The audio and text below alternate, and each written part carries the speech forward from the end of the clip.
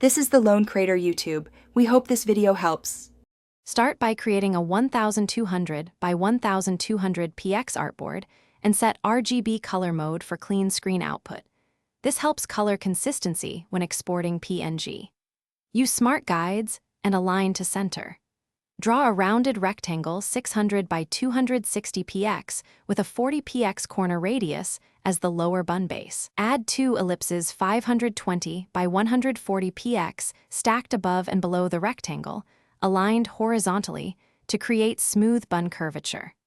Lock the base shapes and group them to keep alignment while you add layers. For the top bun, draw a rounded rectangle 600 by 200 px and place a 560 by 120 px ellipse slightly inset to act as a highlight. Use a radial gradient from #F2C27A to #E4A45A. Build the patty with a 520 by 80 px rounded rectangle and apply a linear gradient at 45 degrees from #5A2F21 to #3A1C14 for depth. Add a subtle inner shadow with multiply at 30%. Create cheese as a 540 by 40 px rectangle that extends 20 px per side to suggest melt, then add a 20% opacity drop shadow. Refine the logo by selecting bun shapes and using Pathfinder Unite to merge them into one compound path. Then add crumb highlights with small ellipses and apply Gaussian blur at 6 px for softness. Organize layers and name them.